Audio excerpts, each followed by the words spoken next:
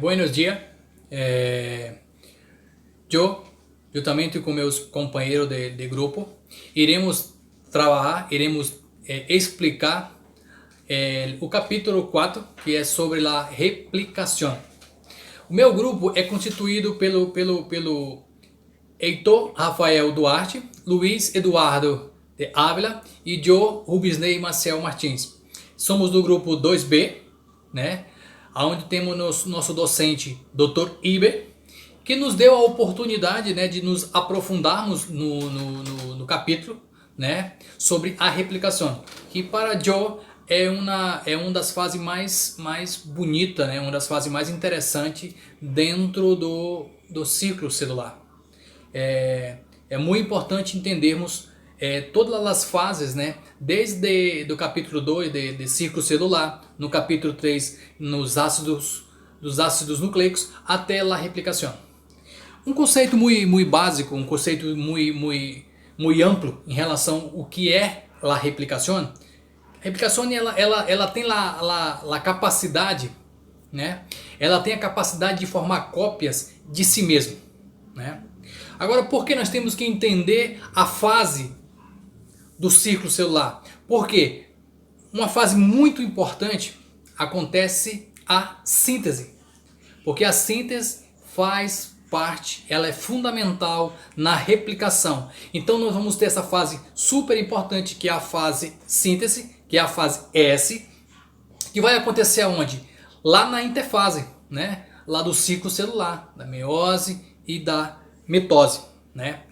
Então nós temos que levar a cabo que quando o ADN serve de molde, né, para que a hebra nueva, né, as hebras nuevas, elas permaneçam associadas ao parentimento da base. Então, o que nós podemos entender? Que o objetivo principal, né, da replicação é as informações genéticas para sua replicação. Entende? Então, temos que nos atentar a isso. Uma terceira observação, lá nós observamos que lá no terceiro capítulo, os ácidos nucleicos também vão fazer parte da nossa replicação, através das bases nitrogenadas, purinas e pirimidinas, onde você vai ter as adeninas, guaninas, citosinas e a timina. As pentosas, né, que vamos ter a ribosa, dexorribosa, os grupos fosfato. O objetivo, né, para a gente poder interpretar de uma forma mais simples, o maior objetivo é conservar as informações genéticas.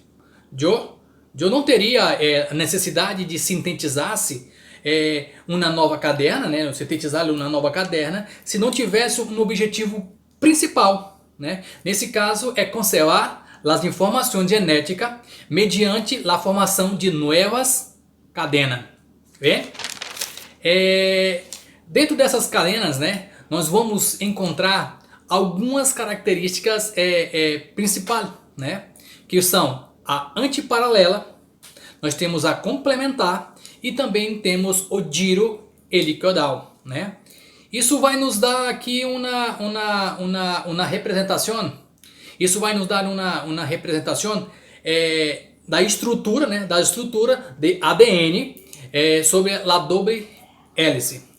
É importante a gente comentar nessa parte que o processo pela qual eu vou dar um passo a uma formação de uma nova cadena, eu necessito de uma cadena madre, entende?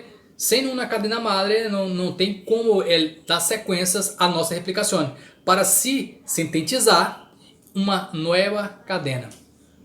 É importante recordarmos lá no capítulo 1, né, na história da biologia molecular, uma teoria muito importante dentro da replicação, que é a teoria da semiconservadora.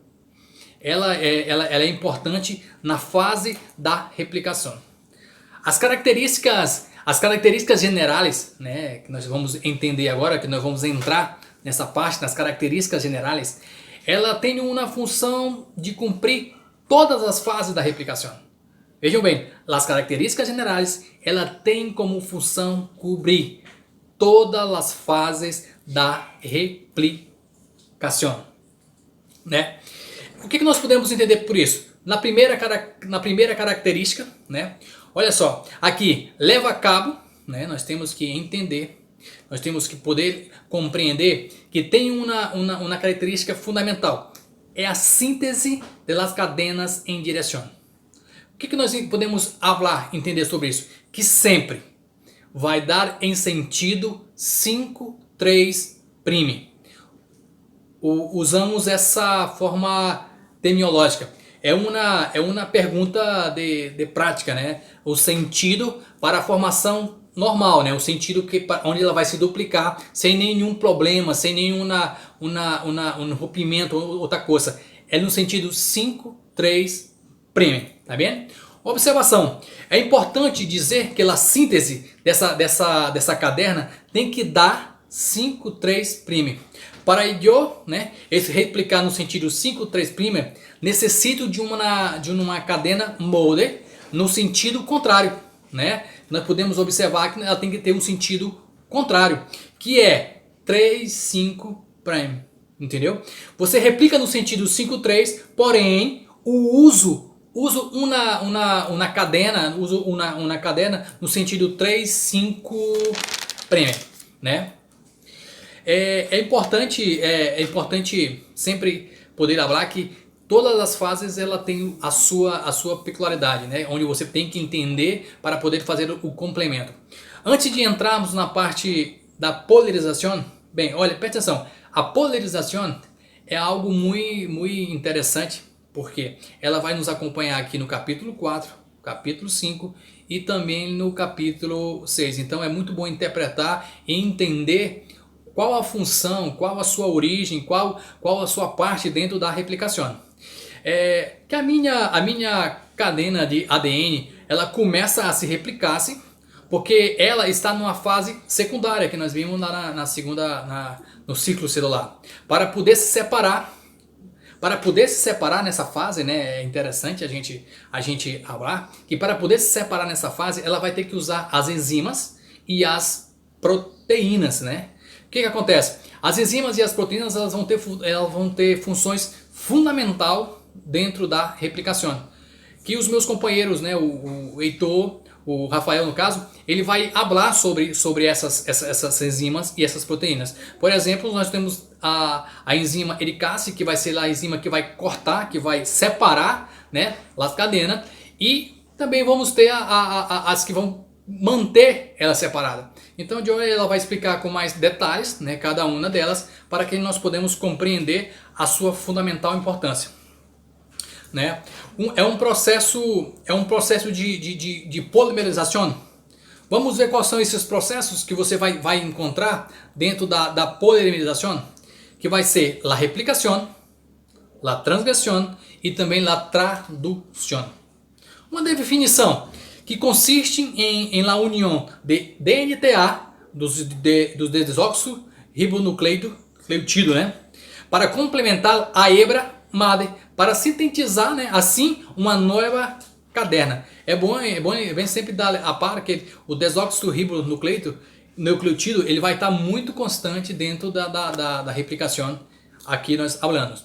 Uma característica muito importante, né, uma característica muito importante dentro da polimerização é que um exemplo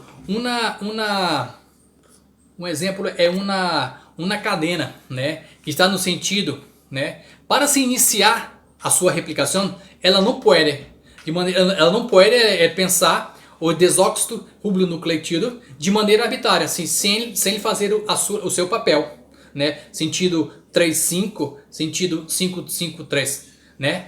Para que isso aconteça, ela vai necessitar que haja aqui no nosso superior do nosso vídeo, uma 3' livre. Sem ela, não vai começar a sintetizar-se, né?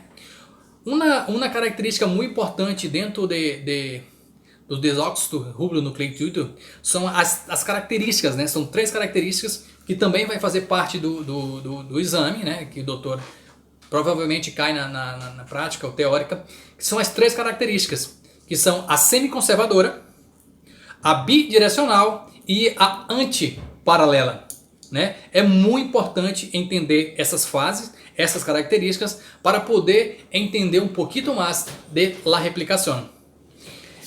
Hablamos agora sobre a semiconservadora. Semiconservadora, né? Ela se refere a que uma de cada replicação da molécula de ADN recém sinta uma conversa de uma das cadenas originais e a outras sintetiza uma nova. Para nós resumirmos assim uma coisa, ela conserva uma das cadenas originais, né? Ela vai conservar uma das cadenas originais para uma cadena madre fazer um processo de replicação e me dá o resultado de duas cadenas índias, né? Então você observa que houve esse aparentamento. Agora vamos ter uma observação que 50% da conservação da cadena madre e outros 50% são sintetizadas, medido no meio que se encontra a replicação. Através do experimento, um experimento que houve lá no definitivo de Maxson e Starley em 1957. Eles tiveram esse experimento, né, um experimento definitivo que até hoje está como base, né? Então eles tiveram essa visão e puderam fazer essa interpretação. Bem, aqui nós podemos observar os três modelos, né? Aqui na figura A, né? Na imagem A, ela é mais adequada, né? Podemos assim dizer. A partir de uma cadena madre, que nós podemos ver aqui, uma hebra madre, ela vai generar duas réplicas, né? Duas cadenas novas. Ambas têm lá a condição de fazer a replicação, né? Ambas têm lá a condição, né, de se replicar novamente numa segunda replicação. Uma observação interessante aqui na semi-conservativa. O que ela permanece? 50% se mantém na cadena ORRA. E as outras 50% que nós podemos observar aqui vai ser numa base gerando, né, a base de lamério. Então quer dizer, ela mantém 50% da hebra madre e as outras 50% é uma nova, né? Aqui já no conservativo, né, no conservativo ou no conservador, já está dizendo, ela conserva, né, conserva a sua genética por completo, né? No modo conservativo, uma das cadenas, ela sintetiza-se, seria 100%, né? Uma perna aqui, nós podemos ver aqui na segunda imagem, que uma perna das cadenas, ela é 100% idêntica à hebra madre. A outra, totalmente diferente, né? Isso é bem interessante. Já aqui no modelo dispersor, né? No modelo dispersor, na terceira figura, né? Podemos observar aqui que as duas novas cadenas, né, que foram criadas na primeira replicação, elas vão formar apenas fragmentos, né? Pequenos fragmentos de ADN, informação genética. Ela não vai ter uma perna, ela não vai ter 50% ou 100%. Só apenas fragmentos de la hebra madre, né? Que também, numa segunda replicação, vocês podem observar que as hebra hija vai permanecer em todas os fragmentos nas cadenas, né? Vão ser fragmentos novos e fragmentos antigos, né? Isso é muito interessante. Dando continuidade, né, às características, né? Vamos ter aqui a bidirecional, né? Bidirecional, sentido direito e sentido esquerdo, né? Ela está falando. A replicação de ADN, eles são em eucariotes, né? Para se dizer. Eucariotes, elas são bidirecional, sintetiza as cadenas em ambos os sentidos. Ela vai sintetizar as cadenas com um ponto de crescimento de forma que nós conheçamos as horquilhas de replicação. Uma coisa interessante aqui nos sítios de Ori, né? Os sítios original, nós vamos ter as adenina e a timina. Adenina e timina, que elas vão facilitar a separação das hebras. Elas vão facilitar a separação das hebras e uma formação de uma boburra de replicação. Podemos ver aqui nesse nosso desenho aqui, né, que se pode entender que ela é bidirecional, direita e esquerda. Sentido 3, 5 prêmio e sentido 5, 3 prêmio, né?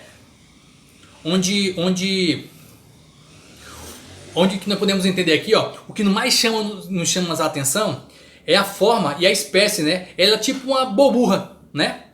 Para a qual pode se replicar as cadenas, né? Mas primeiro, né, uma observação bem interessante, primeiro ela vai ter que romper o giro helicoidal. Sem isso, ela não tem como dar seguimento à sua replicação, porque ela vai favorecer a sua separação e a favorecer também a formação dessa boburra aqui na figura, né? Porque essa aqui é uma figura uma cadena de ADN. No livro, né? Se você for lá no livro, você vai encontrar a replicação que chamamos de boburra, né? Boburra de replicação. Ela estará numa formação de las horquilhas. Graças a essa formação de las horquilhas, né? Nós vamos ter um espaço, um lugar determinado de borbulha de replicação. Para nós entendermos outro segmento também, que lá a replicação ela vai ser multifocal e monofocal, tá bem? Aqui eu termino a minha participação. Meu companheiro o Rafael vai dar continuidade à apresentação com a descontinuidade. Muitas graças, obrigado. Olá, meu nome é Elton Rafael Duarte Mendes. Eu vou dar continuidade no trabalho, falando sobre as características da replicação. Essa é a descontínua, onde sempre irá se produzir do sentido quinta prima hasta terceira prima. Aí ter também um extremo de terceira prima, uma molécula de hidrogênio livre, que irá, a partir do qual irá se produzir a elongação do ADN, né?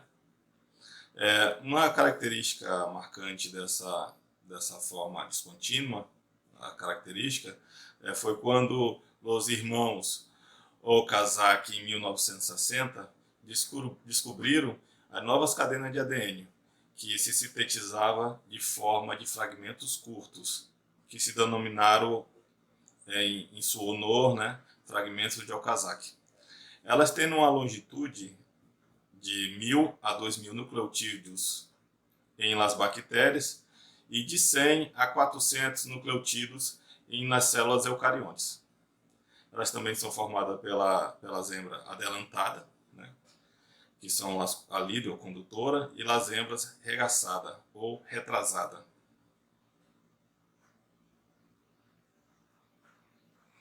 Dentro dessa cadena, da replicação, há proteínas que participam, né, na replicação e que elas têm aspectos específicos e estabelecidos. Cada uma vai cumprir um papel diferente dentro da replicação do ADN. Por exemplo, uma delas seria a enzima helicasa, que ela vai separar as duas hembras do ADN e ela vai fazer a ruptura das pontes de hidrógeno, né, ocasionando o superdesenrolhamento positivo aos lados da boburra de replicação. Outra enzima que atua na replicação seria as proteínas de união de cadena sensília, ou elas vão evitar a formação das pontes de hidrógeno entre as cadenas separadas por a helicasa e permite que se copiem. A topomerasa, ela vai se dividir em topomerasa 1 e topomerasa 2. Na topomerasa 1, ela vai cortar os enlaces de fosfodiéter, né, em uma delas hembras, e na topomerasa 2 irá formar o que se conhece o ADN. A primasa, ela irá sintetizar pequenos fragmentos de ARN entre 8 e 10 nucleotídeos de longitude, conhecidos como cebadores, complementares a um fragmento do ADN. A renasa AT1 será uma enzima encarregada de retirar os cebadores de ARN durante a síntese dos fragmentos de Okazaki, né? Que será também nos processos de reparação do ADN. Já FAN1 e RTAT1, elas também chamadas de endonucleasa, ela se encarga de remover o ribonucleotídeo quinto prima do fragmento de Okazaki. Temos também a enzima ligasa, é uma enzima que catalisa a formação de enlace do fosfodieter entre nucleotídeos contínuos. Também temos a telomerasa, é uma ribonucleoproteína com a atividade do ADN, né, capaz de sintetizar em sequência determinada de ADN que permite o alargamento dos telômeros, né, são os extremos de cromossomos das células eucariontes. E vamos também ter o antígeno nuclear das células em proliferação, né, que seria, qual é a finalidade dele? É deixar abertos transitoriamente por ação do fator de replicação C, para permitir sua recirculação ao redor da doble hélice de ADN, à altura do extremo da primeira da cadeia líder. Bien, yo soy Luis Eduardo, voy a hablar a ustedes sobre las fases de la replicación. Como na maioria das fases de las divisões celulares, a replicação é dividida em três fases: a fase de início, a fase de elongação e a fase de terminação. Na fase de início, as zonas em ADN é onde se produzem as burbujas de replicação e não são aleatórias. Você sabe que existem sequências de aproximadamente 300 BP que indicam lugares precisos onde se começa a replicação. Esses sítios são ricos em adenina e timina e são conhecidos por uma série de proteínas chamadas em conjunto proteínas de reconhecimento do sítio de origem. Cada burbuja dessa que se forma possui duas horquilhas, uma no início e outra no final. Uma delas quais se desplaza hacia a direita e outra hacia a esquerda. O processo de replicação necessita, em primeira instância, que as cadenas de ADN se separem. Para isso, a enzima conhecida como a helicasa se unirá à cadena de ADN e hidrolisará dois pontes de hidrogênio. A abertura da doble hélice hacia as cadenas simples de proteína estabilizadoras, que é a RPA. A ADN polimerasa não pode iniciar a síntese das desoxirribonucleicos livres, por lo tanto, que necessita de la primasa que sintetize um sebator, a partir da qual a ADN polimerasa incorporará nos núcleos de forma complementar as bases da cadena patrão.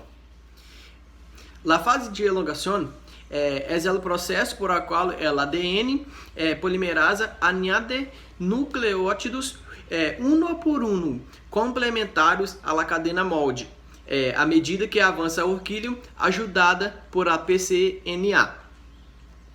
A função dessa pCNA é manter a ADN polimerasa em contato com a cadena molde, com a finalidade de que ela sintetize a cadena complementar. Uma vez presente a maquinária do início da replicação, a horquilha avança, aumentando a tensão por delante da cadena. A síntese ela é diferente em cada uma das zebras da horquilha de replicação. Em la cadena líder, a síntese se realizará em forma contínua e, por ao contrário, em la cadena retrasada, a síntese se realizará de forma descontínua. Uma das consequências da síntese descontínua é que para a síntese de cada fragmento de Okazaki se requer um sebador intercalado entre outros fragmentos. Mientras que no caso da cadena contínua é necessária a presença de um solo sebador. E o processo de elongação ele é similar em eucariontes e em procariontes, ou seja, não há muitas diferenças entre os dois tipos de célula nesse tipo de replicação. E por último, a fase de terminação, que essa fase se produz quando o ADN polimerasa liga ao extremo do fragmento do ADN, se produz então o desagrupamento de todo replissoma e a finalização da replicação. Nesse processo também completa a síntese da cadena retardada e unir os fragmentos de Okazaki. Dentro dessa fase podemos ressaltar a replicação dos telômeros, que são sequências repetidas de 1 a 5 unidades de tinina e guanina em uma das cadenas. E, por lo tanto, citosina e adenina em lá complementares situadas em los extremos de los cromossomas, que são eucariontes. E os eucariontes não possuem telômeros, e as procariontes não possuem telômeros, porque seu ADN é de forma circular. Ao final dessas 3 fases da replicação, podemos falar também sobre a replicação mitocondrial. Que essa replicação mitocondrial em mamíferos se ajusta ao modelo do lazo, do desplazamento, ou lazo D. As 2 hebras de ADN mitocondrial se podem diferenciar segundo sua densidade. E existe uma hebra ligeira, ou hebra L, e outra pesada, ou hebra AT. Em primeiro lugar, se inicia a replicação ou síntese da nova hebra, a hebra L. Sim que se comece a replicação da nova hebra AT. A origem de replicação da hebra L é diferente da hebra AT, de forma que existem 2 origens de replicações diferentes, uma para cada uma. E ademais disto, uma vez iniciada a replicação da nova hebra L, a síntese é unidirecional e avança o desplazamento da outra hebra, quando se há sintetizados aproximadamente 2/3 de uma só direção, opostas à síntese da hebra ligeira, L.